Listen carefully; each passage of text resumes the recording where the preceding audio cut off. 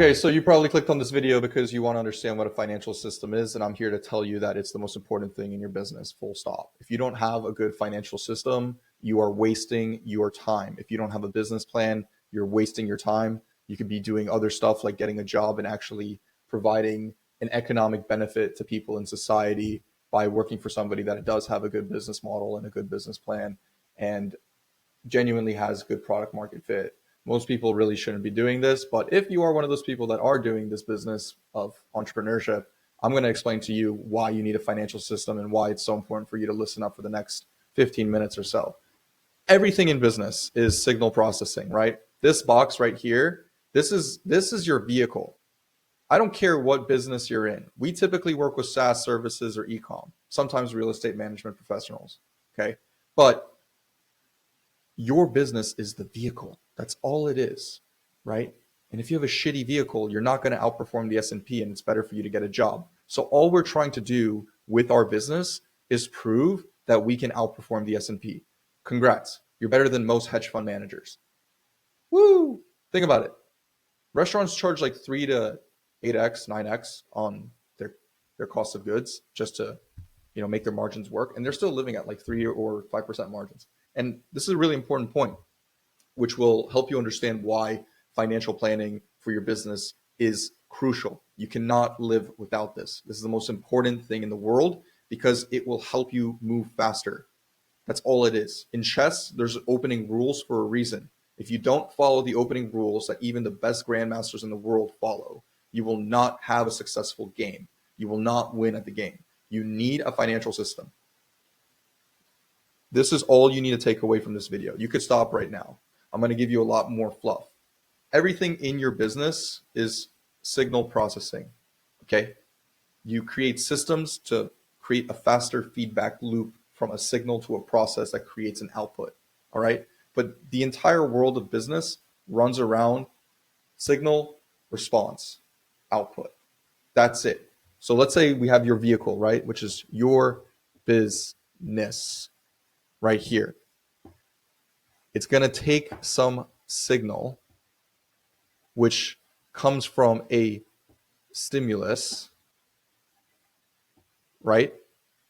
And it's going to do some type of process, which we say it's your business. I'm going to mind my own business and mind my own processes to create some type of desired output. Okay? That's all it is. All right? Fundamentally, all you have to do is figure out what stimulus causes somebody to get prompted into a signal that goes into your business to get the desired outcome they want. Business is about serving other people and solving problems for other people. People will pay for convenience in B2B and B2C. Fundamentally, that is what we're solving for.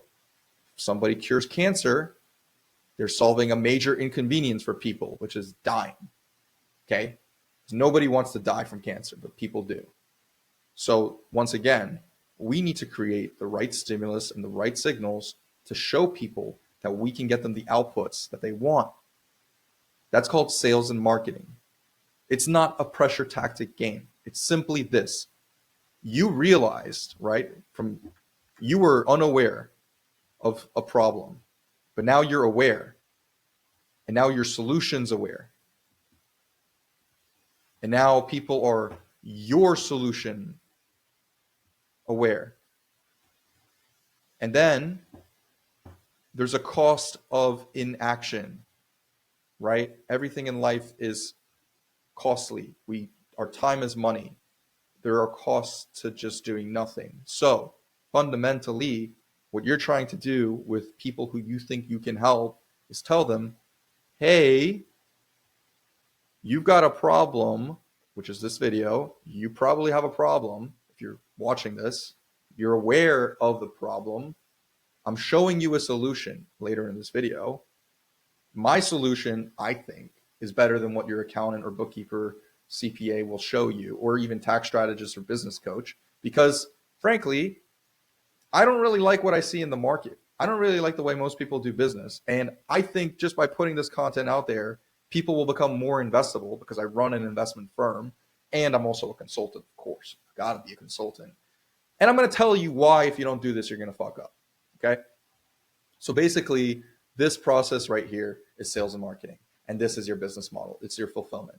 And then typically, once people are in your ecosystem of your business and you have some secret sauce or cycle that's, making your business better than all the other solutions on the market, you have an actual product market fit. You have a good company.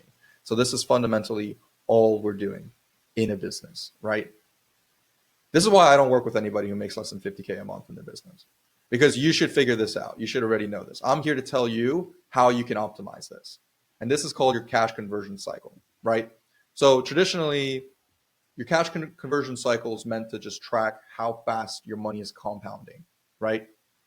If I know I'm going to make 20% every time I get a successful customer in and out the door, all I'm thinking about is how can I do that quickly, right? If I know that I want to make $1 million a year, that's how much it costs for me to live my life. And my industry average for net profit is 10%, and I want to make $1 million a year, I need to make $10 million a year and spend $9 million. So how do I invest $9 million a year in a way where I know I can make at least an extra million on top of that? That's my profit, right? That's all we're doing here. So all we're asking ourselves constantly in business is how do we iterate and how do we figure out where our money should go all in on?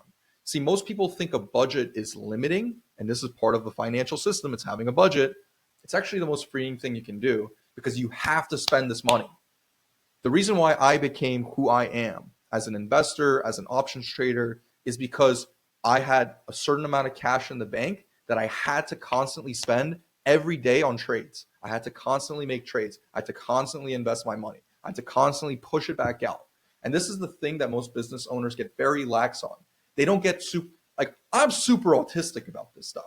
With our marketing team, if we give them a budget, I'm their CFO of the company. If we give them a budget and they don't max out the budget, I'm pissed because I know every time we spend money on sales and marketing, we're going to make more money back. So why the fuck didn't we spend more? Why didn't we go over marketing budget, right?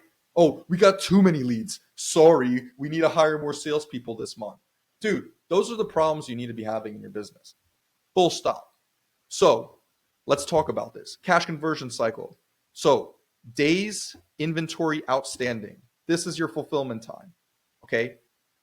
In retail, it's, raw materials, work in progress, finished goods. In service businesses and SaaS, it's a little bit different. Service businesses, let's say, it's your fulfillment time. How long does it take for you to fulfill on a customer, right? This number, I want it as low as possible because it'll be the biggest thing that impacts my compounding of my money, right? Days inventory outstanding plus days sales outstanding. How long does it take for you to collect accounts receivables, right? What are your pricing models? What are your terms? All of these questions you need to figure out, or you can work with us. But you do need to understand this stuff. You need to understand it, full stop. Minus days payable outstanding. So how many days does it take for you to pay your vendors?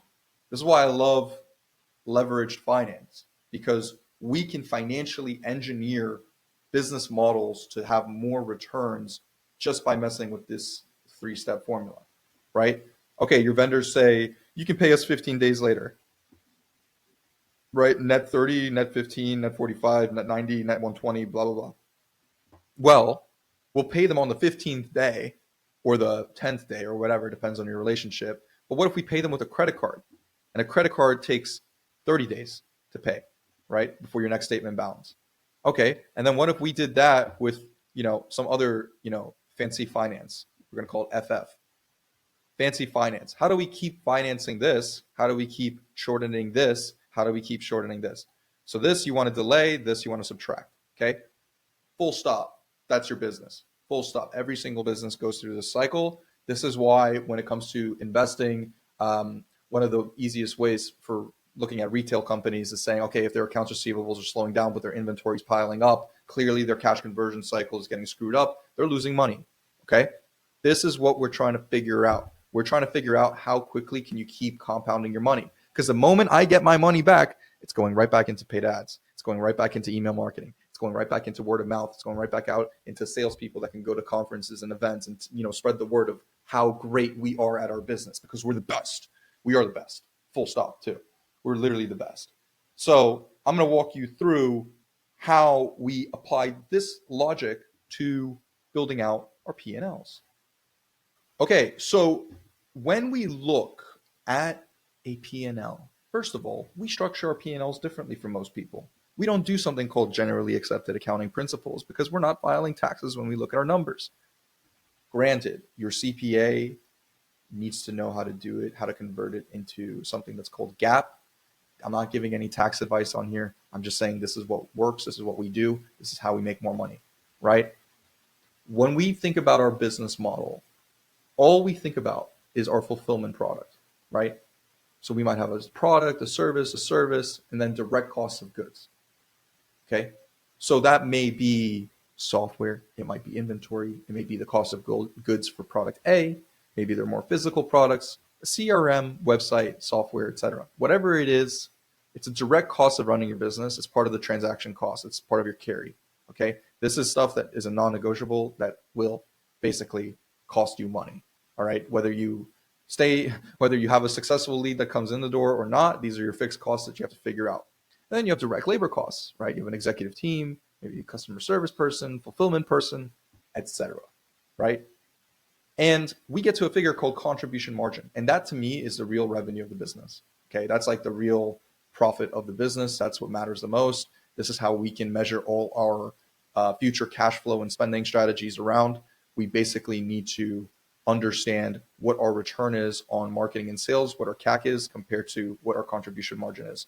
Most people do like a CAC to LTV ratio. It's not totally wrong. We track LTV in most of our businesses too, but sorry. I've been recording this since, 6 a.m. already hit a workout, had my alarm out for 7, but what are you going to do, right? Sometimes you just got to make a video telling people why their financial strategies are shit. So what's a good risk reward? Well, there's this concept called expected value. And in expected value, it's the probability of winning times the amount minus the probability of losing times the amount you're going to lose. Okay. I know I'm all over the place, but bear with me. Okay. If you're smart, you're going to understand this. And if you're smart, you probably have a business. So if you're a business owner, you probably understand what I'm talking about here. Or maybe you're going to just need to rewatch this video a few times, but I'm not going to slow down my intellectual prowess for you.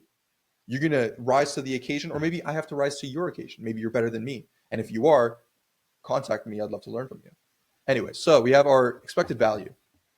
If our expected value is less than 0, it means that no matter what we do, we're going to lose money. This is like the number one concept that as traders we adhere to, because when you're doing high frequency trading or medium frequency trading, you need to know what the probability is of success. Okay.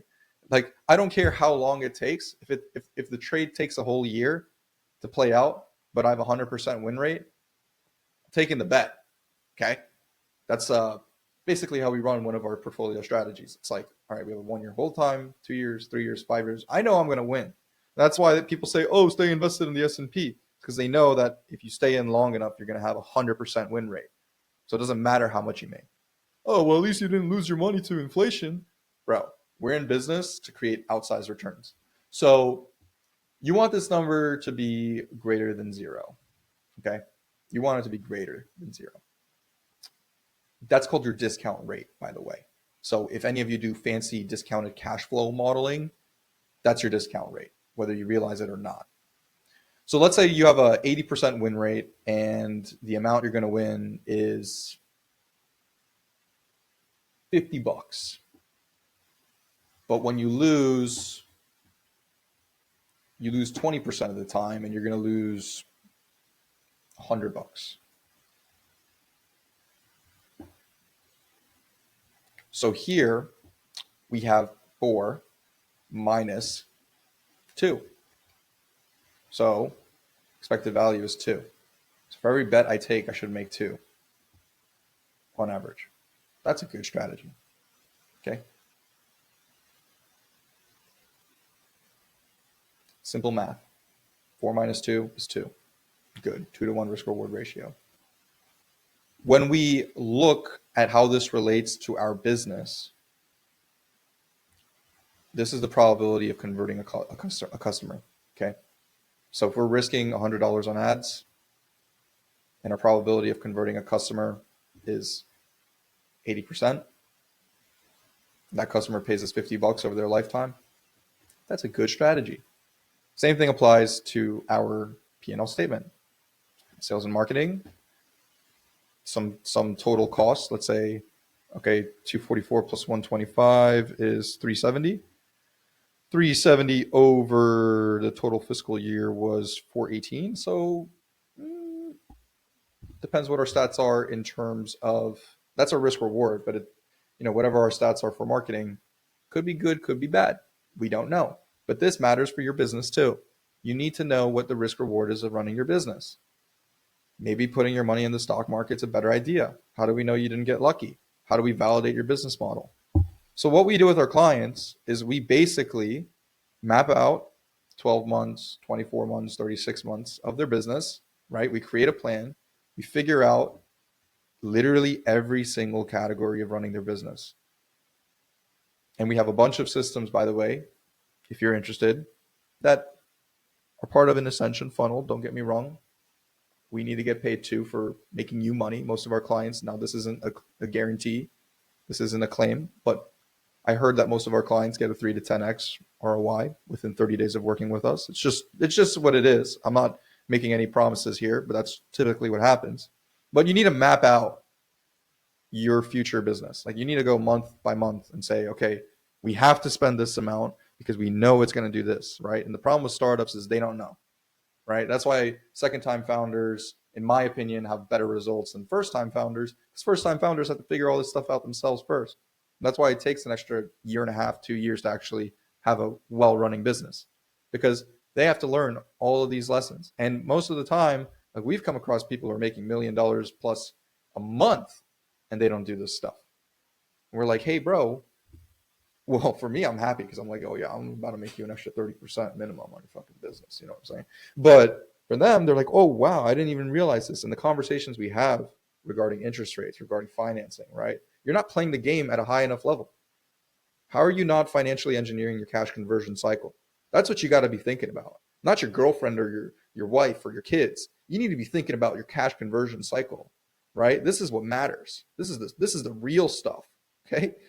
So in essence, if you want to declutter your business, you need to start thinking about all the financial KPIs around your cash conversion cycle. You need to think about all the KPIs around your P&L. And then you also need to think about saving your money for treasury management, because there are going to be times where there's gaps. There's going to be situations in life like COVID. Most first-time founders, or even second-time or just general business owners, never realize that there's seasons and cycles in the business, and timing the cycles of the market, of the economy, with your cash conversion cycle is the real game. Some businesses have seasonality.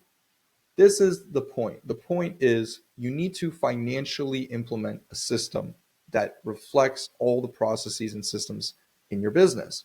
You might be a great marketer, but if you spend all your money at the end of every month and you feel like, well, I'll just dump it back into paid ads, that's a half-assed strategy in my opinion. You could do way better than that, because if you have the right treasury management, if you have the right financial cadence, the right systems in place, you'd make more money.